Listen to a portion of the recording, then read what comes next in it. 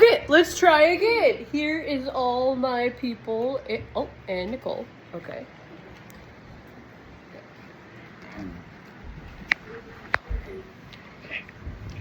17 hours. That's how long it took my daughter's father to violate the restraining order that was in place. Not even 24 hours after being served, he was trapping my daughter. Sorry, we're about to get real personal in here. Trapping my daughter and I in a parking lot and not letting us leave. I was one of the lucky few who did not become a statistic. In the United States, between 1 and 5 million women suffer non-fatal violence at the hands of an intimate partner each year. Domestic violence affects every kind of individual. We need to make protective orders more enforceable and actually keep dangerous people away from the victims they want to harmfully or unlawfully harm. If there is a credible threat, potential abusers need to be in jail. Women are 5 times more likely to be the victim of domestic violence than men. Women are also far more likely to be murdered by their partners than men. I myself have personally experienced the craziness of having to deal with an abuser. Filing of a restraining order, the warrant being served, and him being arrested. But the warrant itself is just a piece of paper to some, and they don't care and will violate it, just like my father's daughter did to us. I will start by explaining the legal definition of abuse in the state of Nebraska. There are 3 different types of protection orders and the ways to obtain them. The problem of getting a protection order isn't too hard, but it's the type that you need to obtain and how fast it will take effect. First, the legal definition of abuse in Nebraska is causing or attempting to cause physical injury with or without a weapon, placing you in fear of physical injury by making a credible threat, a threat that is implied through an abuser's actions or through a mix of spoken, written, or electronic messages, or forcing unwanted sexual contact or sexual penetration as defined by law. The 3 types of orders of domestic abuse the 3 types of protection orders are a domestic abuse protection order, a harassment protection order, and a sexual assault protection order. A domestic abuse protection order is for people who have been in close relationships, relatives, spouses, or former spouses, people who have lived or been living together. It is granted because someone attempted, threatened, or caused bodily harm or intimidated the other person by a credible threat or engaged in sexual contact or sexual penetration. If you qualify for a domestic abuse protection order, you may get an order of custody, which could last up for 90 days. In my case, I was immediately granted custody of my daughter, especially since he grabbed my arm and twisted it while I had her in my hands. A harassment protection order does not depend upon relationships, but requires a number of telephone or personal contacts that seriously terrify, threaten, or intimidate the victim and serve no legitimate purpose. A sexual assault protection order does not depend upon relationships and is granted because someone subjected or attempted to subject the person to sexual contact or sexual penetration. In Nebraska, there's the ex parte temporary orders and the final protection orders. An ex parte order will last until a show cause hearing is held. And the final protection order, if you or the abuser do not request a show cause hearing and the judge doesn't decide to hold one on their own, then the temporary order would be considered a final order without a hearing being held. A final protection order will last between 1 and 2 years, but it can be renewed every year.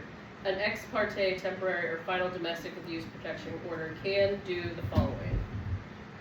This is the order the abuser to not place any limits on you or your freedom, not threaten, assault, molest, attack, or otherwise disturb you, no contact in any way, be excluded from your home regardless of who owns the home, stay away from specific places, and do not buy a firearm. This gives you the temporary custody of any minor child, specific period up to 90 days, sole possession of any household pets, anything else that the judge believes is necessary for your safety.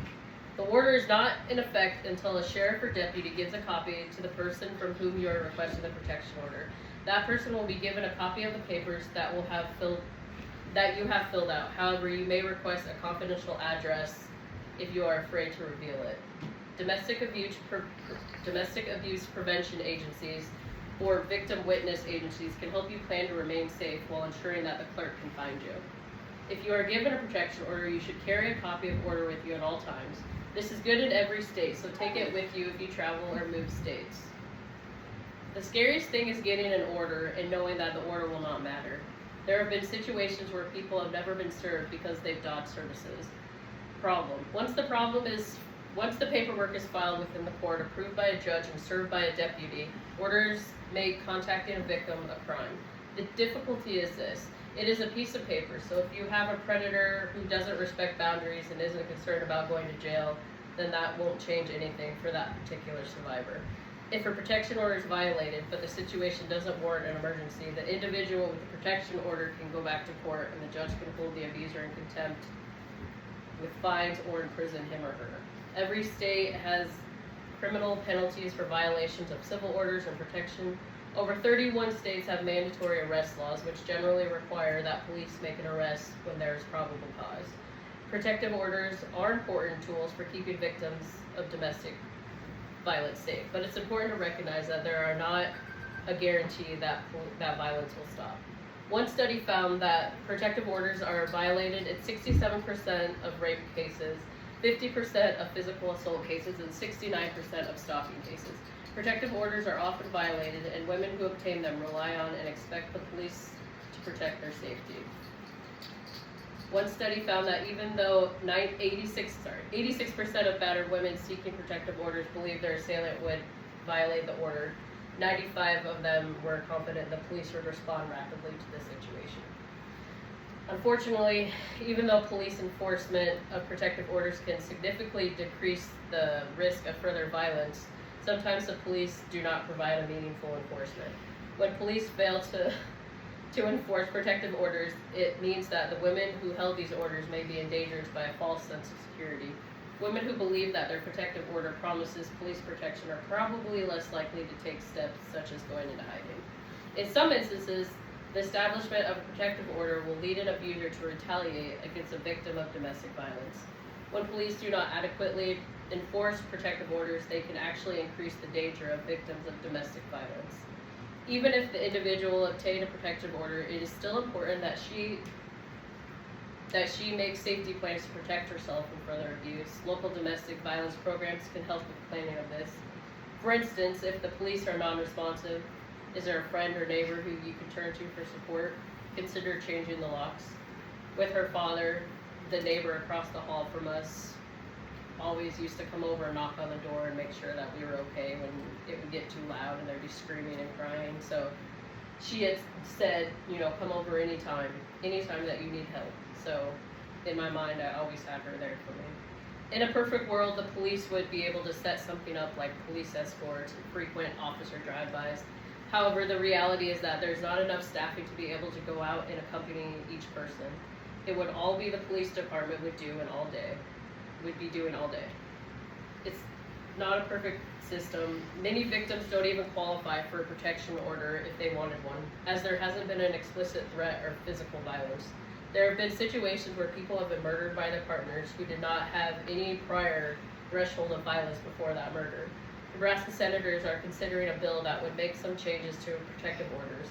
LB 80 would allow harassment orders to be renewed and for all protection orders to be set up for 2 years instead of 1. An amendment to that bill that's being considered would also allow for harassment protection orders to ban alleged harassers from specific locations, such as the victim's workplace. These changes wouldn't go far enough, but they better than what we have currently in Nebraska. Senators are confident the bill would have support, especially since recent deaths have brought up discussions about the proposal. The community can't just look to protection orders or the justice system to keep victims safe. Support services for survivors are important, not just places like Voices of Hope or Friendship Home that are directly in Lincoln, but also looking at some of the barriers that create challenges for leaving.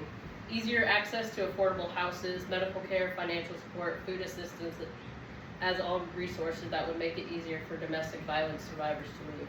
All these things take resources, and unfortunately the resources are incredibly strained in the community right now.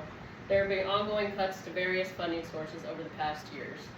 Another bill being processed in the legislation would take $3 million would make $3 million available for Nebraska's Domestic Violence Service Network.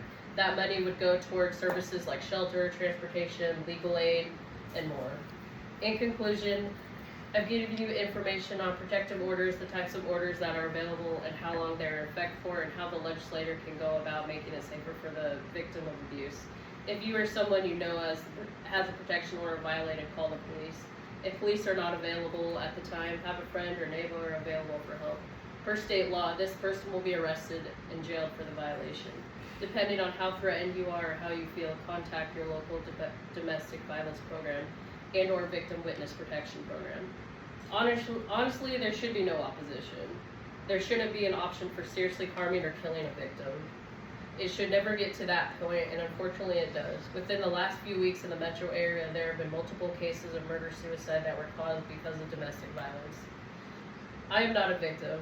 I am a survivor. I lived through the nightmares, endured the trauma, learned from the pain, and evolved because of it. Domestic violence is the only crime where the victim is asked to explain themselves more than the abuser. I will never be quiet about abuse. Too many victims are dying at the hands of violent abusers. Stop violence and the silence. Thank you.